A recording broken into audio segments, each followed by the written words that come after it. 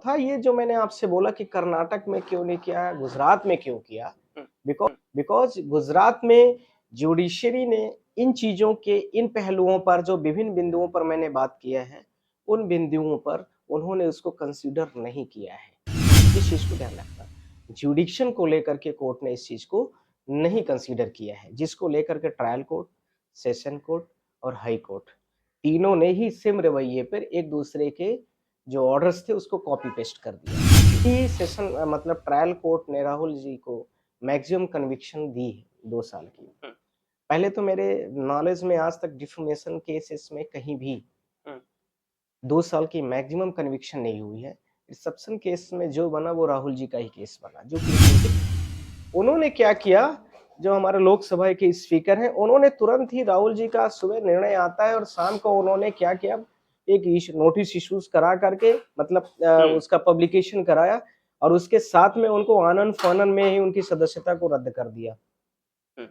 और वो डिफेमेशन की केसेस है, डिफेमेशन की केसेस में इतना आज तक के इतिहास में कुछ नहीं है। कोई किसी को बोल दिया कुछ, इसको लेकर के थोड़ी मैक्सिमम कन्विक्शन है। 2 साल तो वो हो गया, 5-6 साल 4 साल का और हो गया तो ये 6 साल का मिल जाएगा जी। तो ऐसे में तो पूरा भारत देश का जो भावी प्रधानमंत्री कांग्रेस और जो इंडिया अलायंस है का पीएम का फेस होगा या कुछ भी होगा, तो उसमें बहुत बड़ा धक्का लग जाएगा। तो नमस्कार, मैं हूं आपके साथ गौरव राजेंद्र। दरअसल 21 जुलाई को राहुल गांधी डिफेमेशन केस में पहली हियरिंग सुप्रीम कोर्ट में हुई है, जो कि गुजरात हाई कोर्ट से 2 साल का जो सजा है वो बरकरार रखकर सुप्रीम कोर्ट में पहुंची। 21 जुलाई को जो है उसकी फर्स्ट हियरिंग हुई, उसके बाद 4 अगस्त जो है उसकी तारीख तय की गई है। क्या कुछ हुआ 21 जुलाई को और क्या होने वाला है आने वाले समय में, चूंकि राहुल गांधी की जो मुश्किलें हैं क्या कम हो जाएंगी या फिर एक बार फिर से उन्हें यहाँ से एक बार झटका देखने को मिलेगा, क्योंकि 4 महीने में 4 झटके तो वो झेल चुके हैं। इस बार सांसदी सदस्यता और जो बंगला की बात आ रही है, क्या वो वापस हो पाएगा, किस तरीके की प्रोसीडिंग होने वाली है, किस तरीके की हियरिंग चल रही है, इस पर बातचीत करने के लिए हमारे साथ राहुलिस्ट सुप्रीम कोर्ट के एडवोकेट नरेंद्र मिश्रा जी हमारे साथ है। स्वागत है सर आपका। थैंक यू, आपको शुक्रिया। सर मैं आपसे जानना चाहता हूं कि 21 जुलाई को क्या कुछ हुआ और किस तरीके की प्रोसीडिंग देखने को मिली थी। पहले तो आप सबको बहुत बहुत शुक्रिया। आप लोग लग रहा है मुझे शुरू से ही राहुल गांधी जी का केस जो है उसको चेक कर रहे हैं, और इस केस का जो सर और पैर दोनों है वो बेसलेस है। मेरे नज़र पर वो बिल्कुल ही बेसलेस है। कोई भी केस होता है उसमें 3-4 पहलू पहले देखे जाते हैं। सबसे पहले किसी भी केस में कोई भी केस फाइल की जा रही तो उसका जुडिक्शन देखा जाता है जी। इसमें जुडिक्शन को लेकर के कि राहुल जी ने इस मैटर को जो स्पेस दिया है वो दिया है कर्नाटक में। कर्नाटक की केस है तो आप पहली चीज तो कर्नाटक में केस फाइल होना चाहिए। दूसरा इसका सबसे महत्वपूर्ण है, जिन जिन लोगों का उन्होंने नाम लिया था वो 2-3 लोग थे। वो उसमें नीरव मोदी था, एक ललित मोदी है और एक और किसी का नाम था। ये जो तीनों मोदियों का नाम आया है उस केस में जी, और मोदी कम्युनिटीज के नहीं है, एक पारसी है और एक और किसी कम्युनिटी से है।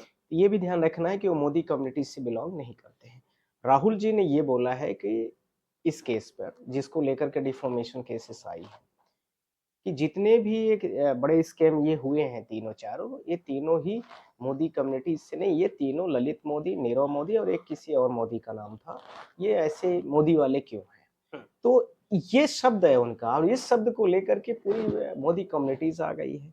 मोदी कम्युनिटीज का तो कोई स्टेटमेंट ही नहीं है। फर्स्ट, सेकंड मैंने आपको बताया था जुडिक्शन को लेकर के। जुडिक्शन में 2-3 चीजें बहुत महत्वपूर्ण होती हैं जी। पहली ये कि कर्नाटक में केस फाइल हो जहां अंदर आप स्पीच दिए हैं या तो वहां हो सकता है, या तो जिनके ऊपर आपने दिया है वो कर सकता है।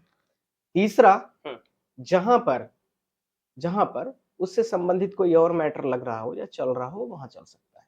तो गुजरात से संबंधित तो तीनों में से कुछ भी नहीं है। अब इसमें जो पुर्णेश मोदी आए हैं, एक नए व्यक्ति, उनके बारे में तो कोई चर्चा ही नहीं है, तो वो कहां से केस फाइल कर दिए, सबसे पहले क्वेश्चन मेरा ये है। तीसरी इसमें जो महत्वपूर्ण, चौथी चीज जो महत्वपूर्ण निकल के आई है कि गुजरात में वो कैसे केस फाइल कर दिए, उनको कर्नाटक में ही, यदि वो करना भी चाह रहे तो कर्नाटक में ही करते वो। तो वो हो गया चौथा।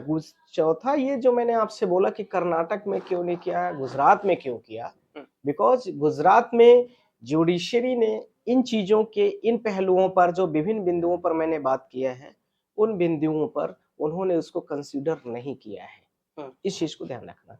जुडिक्शन को लेकर के कोर्ट ने इस चीज को नहीं कंसीडर किया है, जिसको लेकर के ट्रायल कोर्ट, सेशन कोर्ट और हाई कोर्ट तीनों ने ही सेम रवैये पर एक दूसरे के जो ऑर्डर्स थे उसको कॉपी पेस्ट कर दिया। जी। उन्होंने बहुत सारे पहलुओं उसको चर्चा नहीं किया। अब आ रही है पांचवी बात। मैं पांचवें बिंदु पर बात कर रहा हूँ। जी।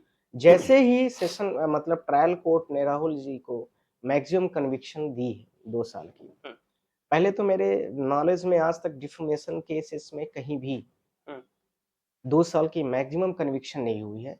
रिसेप्शन केस में जो बना वो राहुल जी का ही केस बना, जो कि एक बिल्कुल ही बेसलेस था। कोई भी व्यक्ति एक नेचुरल जस्टिस का फिनोमेना होता है कि कोई भी व्यक्ति यदि किसी भी व्यक्ति के ऊपर कोई भी आरोप लग रहा है तो उसको सुनने का मौका दिया जाता है। सुनने का मौका दिया जाता है सॉरी जी। पर जैसे आपने भी देखा होगा कोर्ट की प्रोसीडिंग होती है तो एक पक्ष यदि सुन लिया गया तो दूसरे पक्ष को कोर्ट नोटिस करती है कि उसको भी हमें सुनना है। जैसे ही वहां से ऑर्डर आया ट्रायल कोर्ट का, जी।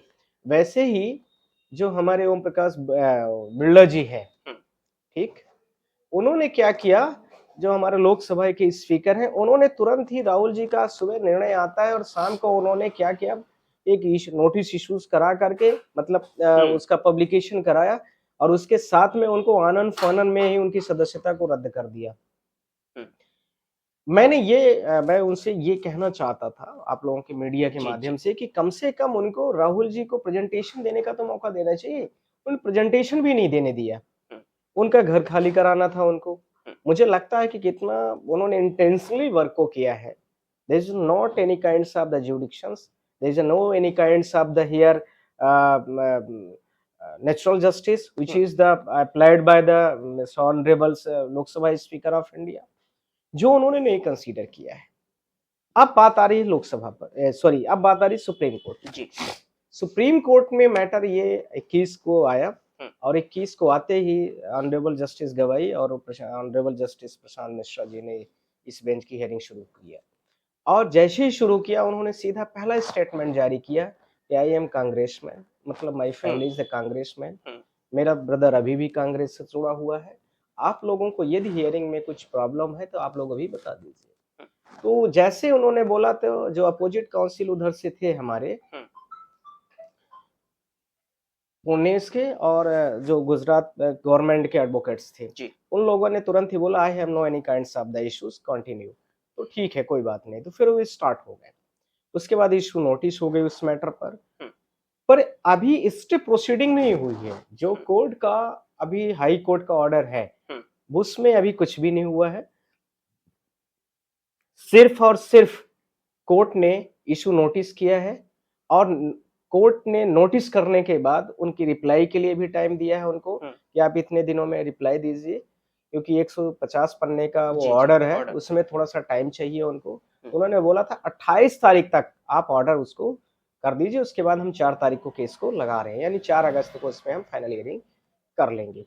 तो इसमें कोई दिक्कत किसी को भी नहीं आई। अब अगली बात आ रही है कि कोर्ट, ध्यान रखना इस केस के 2 पैरेलल पहलू हैं, मैं आपको बार बार बताऊंगा इस बार में। पहला ये है कि अभी हम मेरिट पर नहीं चल रहे हैं, अभी जो हमें सेंटेंस अवार्ड हुआ है यानी जो हमें सजा हुई है 2 साल की, हम उसमें बात कर रहे हैं जी, ठीक।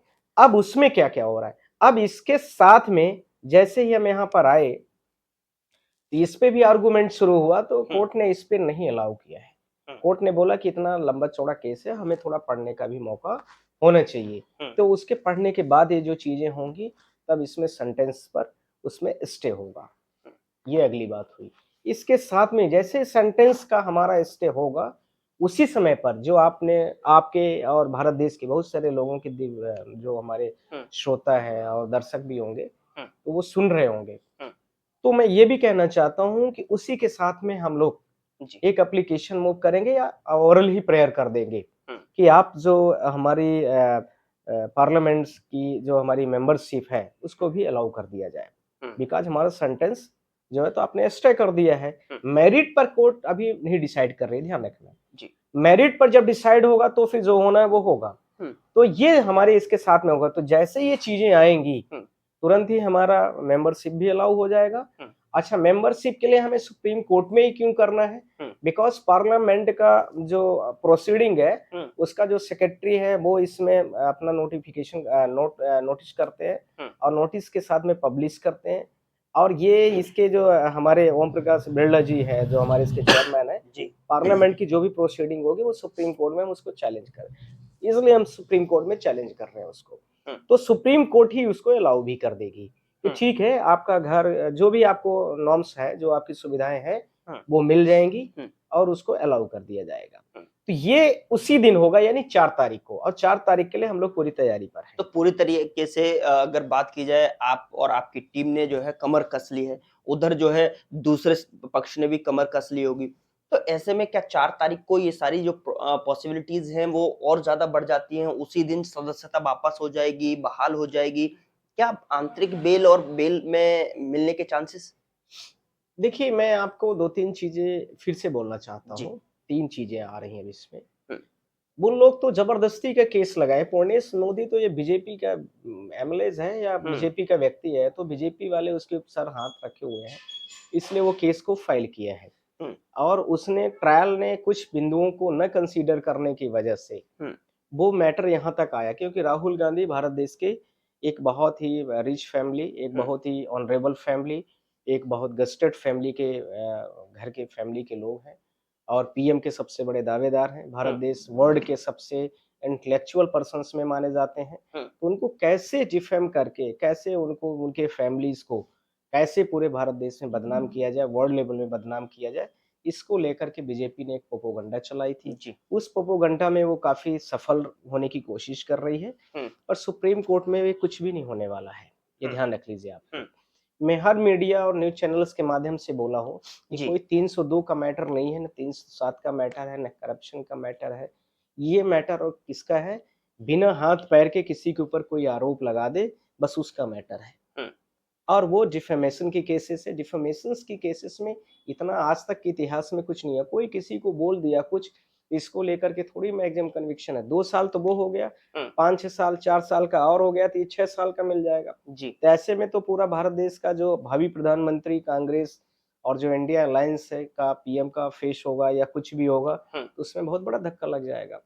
तो ऐसे नहीं हो सकता है। सुप्रीम कोर्ट हमारी भारत देश की वर्ल्ड की बहुत अच्छी जुडिशरी में मानी जाती है और उससे हमें, और खासकर इस समय पर जो honourable justice, chief justice of India हैं हमारे, उनके नेतृत्व में बहुत अच्छा हमें ऑर्डर आने की हमेशा चांस है। उसमें क्वालिटीज है जी। उस क्वालिटीज की हमें बहुत ज्यादा एक्सपेक्टेशन है और वो इस ऑर्डर में दिखेगी आपको। अब इसी का अगला पहलू जो आप क्वेश्चन कर रहे थे कि आप लोग क्या कमर कसे हैं, मैंने आपसे ये भी बोला कि सेंटेंस हम लोगों की अभी फर्स्ट फेज है कि हम सेंटेंस को स्टे कराएं और दूसरा राहुल जी की सदस्यता बहाल हो। जैसे ही सदस्यता बहाल होगी तो उनका रूम और जितनी भी अलायंस वगैरह चीजें हैं तो सब ऑटोमेटिकली फ्री हो जाएंगी और वो उनको मिल जाएगी। तो इसमें कुछ भी ऐसा नहीं है। अब ये मैटर को इतना हाईलाइट कर दिया गया है because highlighted family, highlighted peoples का मैटर है, इसलिए ये सब हो रहा है जो भी हुआ है, और ऐसा होना नहीं चाहिए। भारत देश में कम से कम एक पार्टी दूसरी पार्टी इस पर एलिगेशन लगाती है। ऐसे में आर्टिकल 19, आर्टिकल 21, आर्टिकल 14 में जितनी आर्टिकल्स में दिए गए हैं संवैधानिक अधिकार, कानूनी अधिकार, वो सबके सबके वंचित हो जाते हैं। फ्रीडम ऑफ स्पीच जो दी गई है वो सबके ऊपर जो है, तो वो इसका कहीं ना कहीं वॉल्यूशन होता है। तो ये ऐसा सुप्रीम कोर्ट नहीं कर सकती। दूसरा जो हम लोगों का जबरदस्त आर्गुमेंट होगा इस मैटर पर भी होगा। तीसरा जो मैंने आपको फर्स्ट वाले फेज में सबसे शुरू में ही बताया है, ये जुडिक्शन को लेकर के होगा। चौथा जो मैंने आपको यहाँ पर फिर से कह रहा हूँ कि ये जुडिक्शन के साथ में इनके पास कोई मतलब विटनेसेस नहीं है, विदाउट विटनेसेस की है, तो वो भी होगा। और कुछ चीजें होंगी जिसको हम कोर्ट में ही एक्सप्रेस करेंगे, अभी यहाँ पर नहीं बोलना चाह रहे हैं। जी। बिल्कुल कुछ प्राइवेसी है जो कि कोर्ट के अंदर, लेकिन 4 तारीख में हम आपको भी, दर्शकों को भी बताएंगे और सर से भी मुलाकात होगी कि क्या कुछ हियरिंग में रही। लेकिन